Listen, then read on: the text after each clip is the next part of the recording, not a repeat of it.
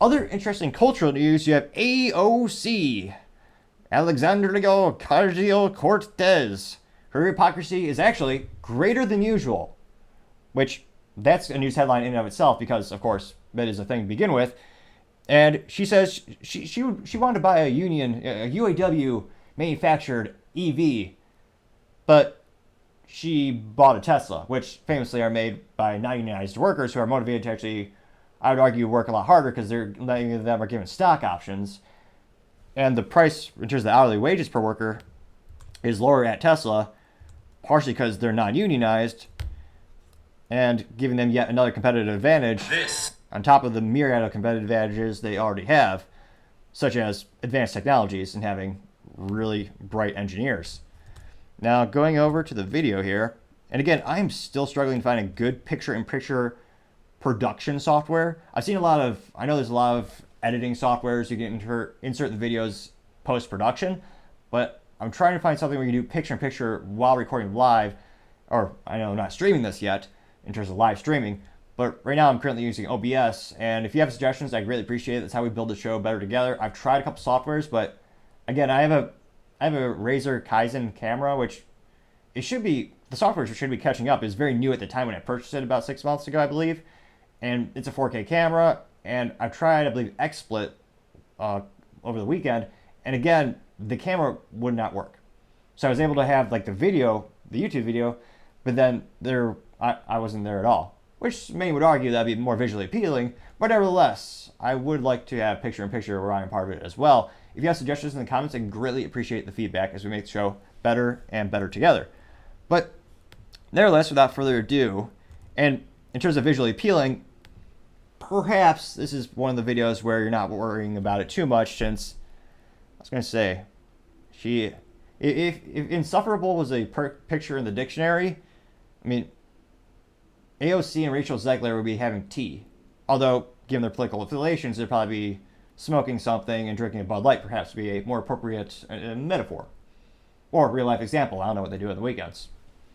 So this is AOC going on Face the Nation, and we will not subject you to the full interview, as insufferable that would be. We're going to fast forward to the 3-minute and 38-second mark, where they start to reveal the hypocrisy that is AOC. I believe that President Biden is working towards that, especially when he lands in Michigan on Tuesday to earn that. You know, one of the things that's happening in the auto industry, as you know, is this market shift and transition to electric vehicles. You were quoted back in July saying you look forward to buying a union-made electric vehicle, but you currently have a non-union made. When people say, I was going to say, again, the smile is. I'm surprised why didn't they cast her in Snow White? Or what's the movie with the Wicked Witch? The Wizard of Oz. Like, that smile is perfectly evil.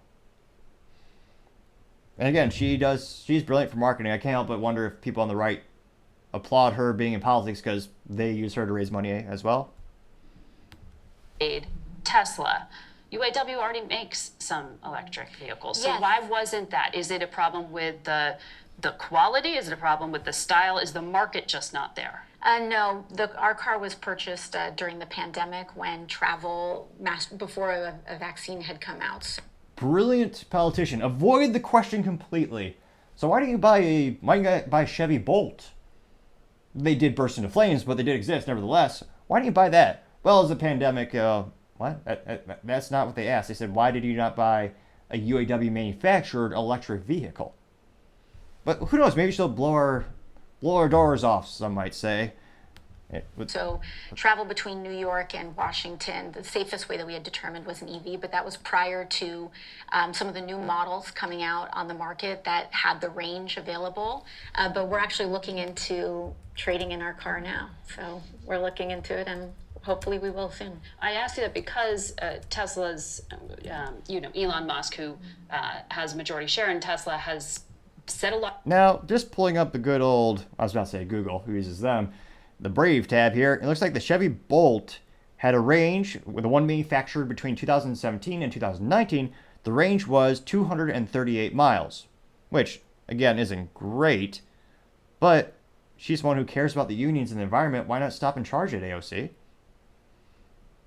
I mean, Lord knows you have a lot of time to tweet and do other things while you're on the side of the road.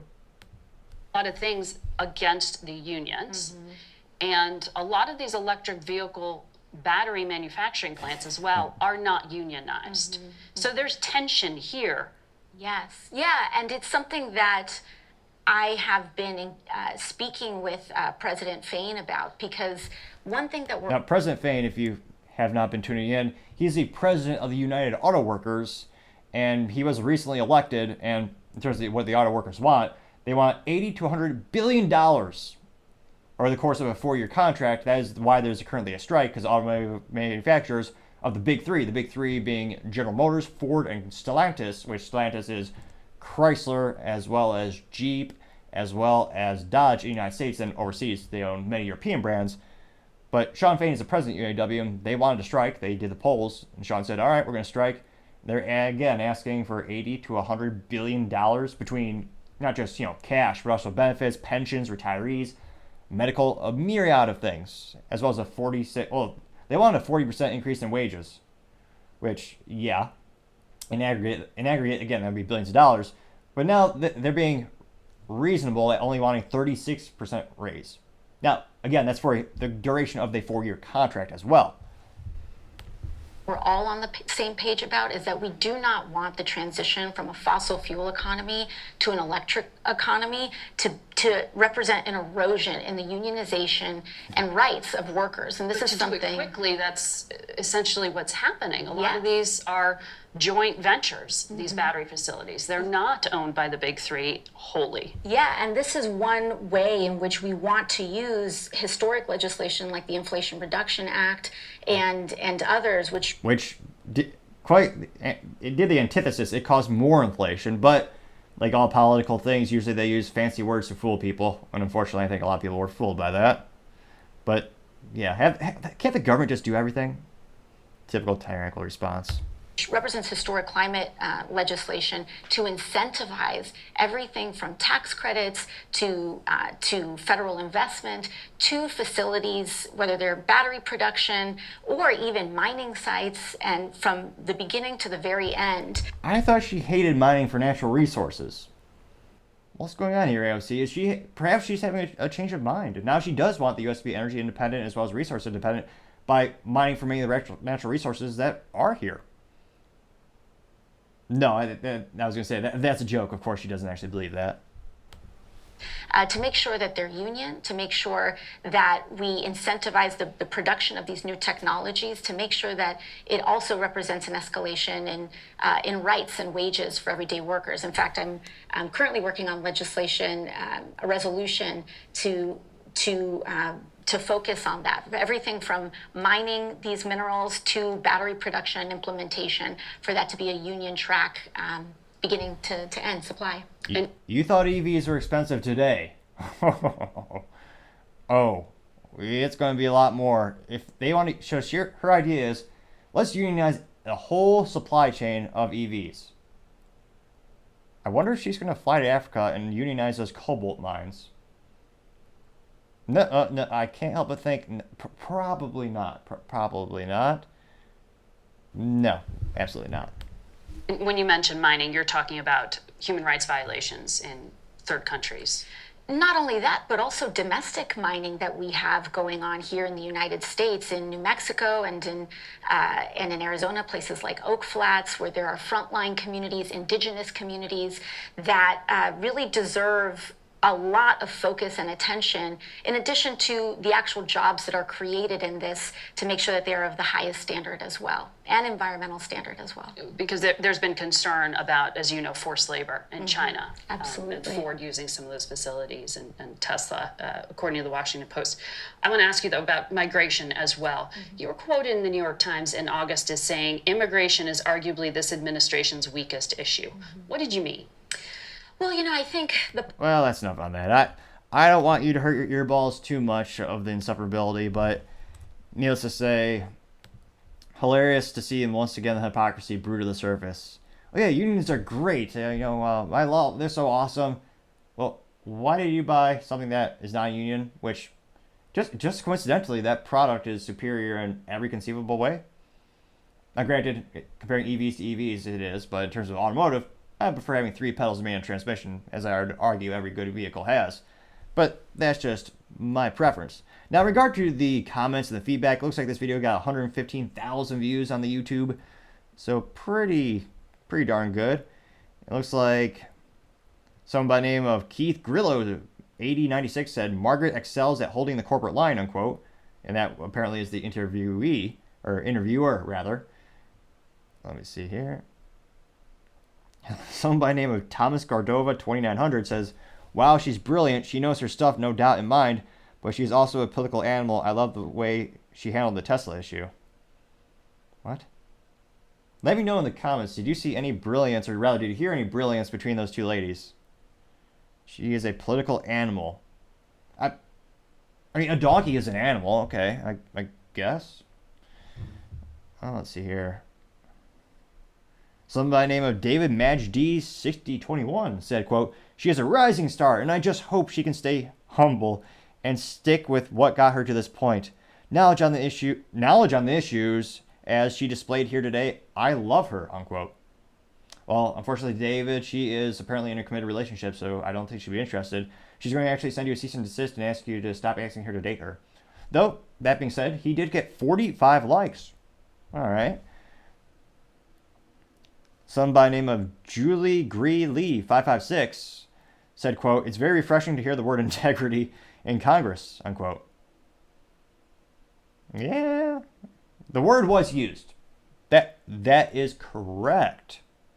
That person is technically correct. Some would argue the best kind of correct. Now, interestingly enough, it looks like most of the comments are agreeing with her.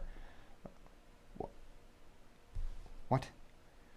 All right, I guess this person's getting greedy. They did 2 comments. All right, this Julie Gree 556 also said, quote, thank you, AOC, for your thoughtful leadership and fights for implementations of better equality and safety for the workers, unquote.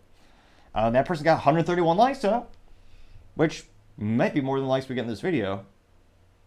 Probably, statistically speaking. Probably. However, if you liked the video, it would help us challenge and see if we can beat this person getting that number of likes. Another one saying, great interview. See what you're at. Another one says, Michael Cartes, bright, articulate, and refreshing. That person got 30 likes. So overwhelming majority.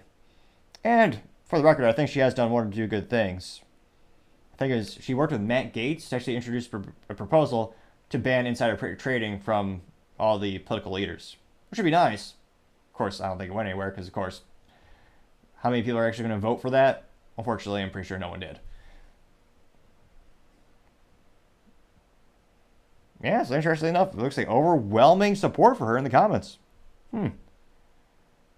I guess there's one critique. Mr. Ethan Hunt, Indiana, said, quote, she just blamed Marco Rubio for our immigration problems. What an incredible politician, unquote. And this gentleman got 1 like. All right. Another one said, another Jimmy Anderson, last comment of the day for this video. Person said, AOC is an angel, unquote. Well, I mean, so is Lucifer. Pun moderately intended. But nevertheless, looks like the comments for this video are overwhelmingly supporting of her. Let me know in the comments, do you agree with everything AOC is saying? Of course, this is the same person who says they want to care about the middle class and care about the lower class, but again, the unions right now have the highest cost of labor in the automotive community. After the contract negotiations is going to go up. That's inevitable. It's just the debate is, and the whole back and forth is, how much will it increase? It'll be interesting to see. Let me know in the comments if you're a big fan of the AOC. As Trump might say, I'm a big fan of the A and the C, but not so much the O. The AC is perfect for the summers. You need it. See, that was an air conditioning joke. It may be fun and flat, perhaps flatter than a bottle of Bud Light, but nevertheless, the attempt was made. Thank you so much for taking the time to tune in today. Also, don't forget to take the time to subscribe. I know it's ambitious, but trying to get to 4,000 subscribers by the end of the year. Also giving away a free flamethrower with every IT purchase in September. Go to toppingtechnologies.com to learn a little bit more about the rules and details. Also, don't forget to take the time to ask your friends and really just let them know about the show, get their feedback as well. What I'm trying to say is, don't forget to take the time to tell your family, tell your friends, tell your coworkers, heck, tell your enemies, tell anyone and everyone. Just stay safe, fight the good fight.